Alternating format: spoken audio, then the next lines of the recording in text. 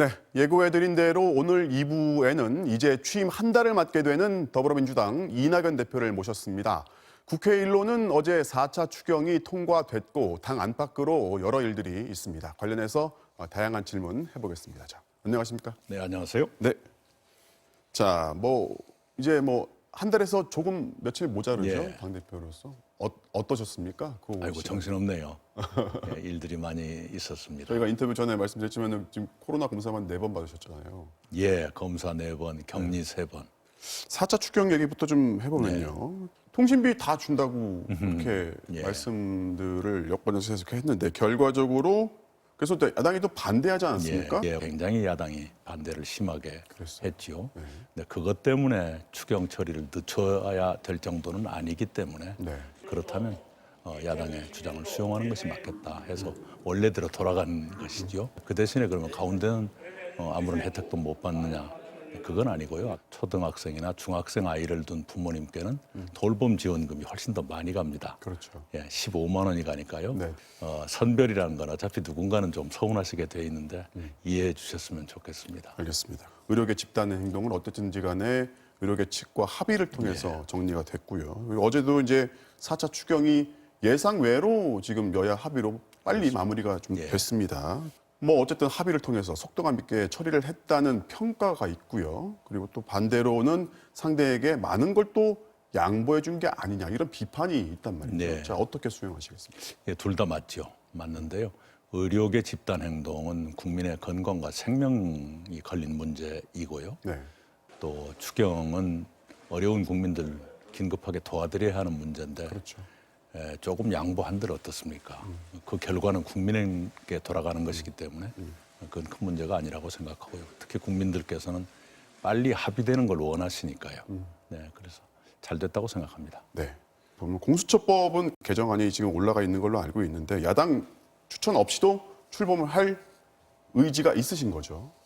예, 지금 국민의힘 김종인 비대위원장님이 마침 추천위원을 고르고 있다라고 말씀을 하셨기 때문에 네네. 그러나 또 마냥 그것만 기다리고 있을 수는 없기 때문에 네.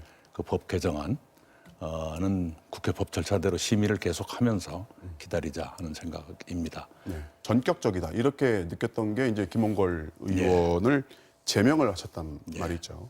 제명이 되면서 의원직은 유지가 됐단 말이죠. 이제 당대표께서 지금 말씀하시기가 좀 그렇지만은 어떻게 가는 길이 옳은 선택이라고 보십니까?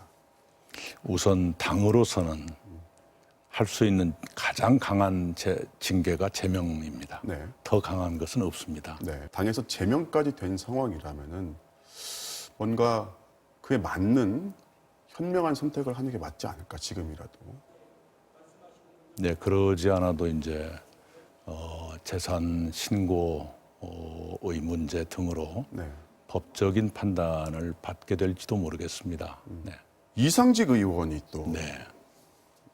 그 여러 논란을 일으키고 있고. 네, 우선 이번 주 들어와서 윤리감찰단이 강도 높은 조사를 진행하고 있다.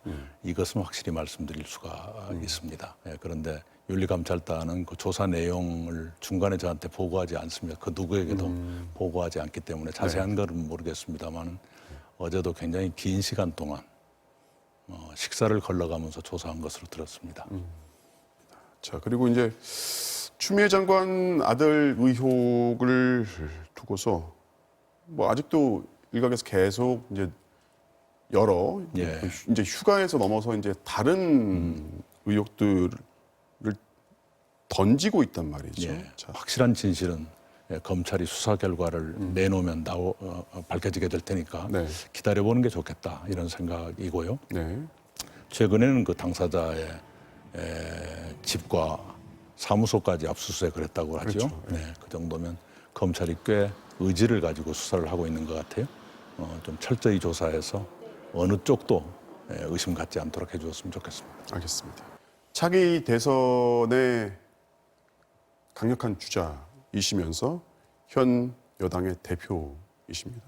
정책적인 보완이라고 할까요? 아니면 차별화라든가 그런 구상들이 좀 있으신지요? 아시는 것처럼 문재인 정부 임기 5년의 절반 이상을 제가 총리로 함께 일했습니다. 그런 처지의 사람이 마치 자기는 책임이 없는 양 또는 관계가 없는 양 하는 것은 위선이죠. 부분적으로는 수정 보완을 하더라도 전체적으로는 개성 발전시킬 운명적 책임이 저에게 있다 이런 생각을 합니다. 수정 보완을 해야 한다면 주로 경제나 또 민생 분야 이런 쪽에서는 미세한 수정 보완이 필요할 것이라고 생각합니다. 한 가지씩만 좀 구체적으로 말씀해 주실 수 있을까요?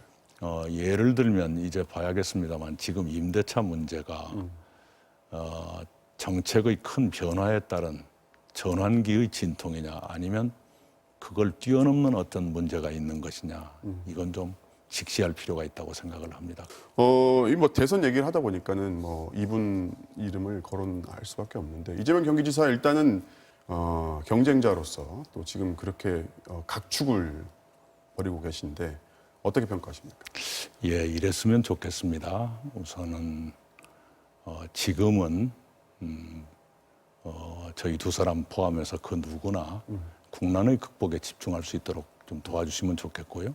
경쟁은 우리 당원이 1년 전부터 경쟁 기간으로 설정했습니다. 그래서 제가 만약에 그쪽으로 가게 된다면 1년 전에 네. 대표를 대표를 내놔야 되는데요. 네. 그때부터 경쟁 관계로 봐도 늦지 않을 것이다.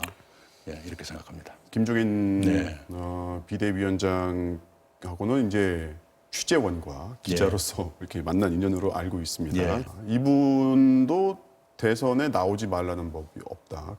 그분의 거취는 본인이 말씀하지 않는데 남이 이러쿵저러쿵 하는 것은 도리가 아닌 것 같고요. 그저 일반론으로서 일반론으로. 예, 누군들 뭐 가능성이 닫혀 있는 건 아니지 않느냐 하는 뭐 그런 식이죠. 마지막으로 이제 여당의 대표로서 추석을 앞둔 국민들께 한마디 이렇게 좀 말씀을 해주시면. 예, 앞으로도 그런 방역의 모범 국가의 위상을 확실히 해가면서 다른 나라보다 더 안정되게 코로나를 관리하고 또 경제 회복에서도 모범 국가가 되도록 노력하겠습니다. 국민 여러분도 함께해 주시기 바랍니다. 자, 오늘 말씀은 여기까지 듣겠습니다. 자, 대표님 고맙습니다. 감사합니다. 네. 지금까지 민주당의 이낙연 대표였습니다.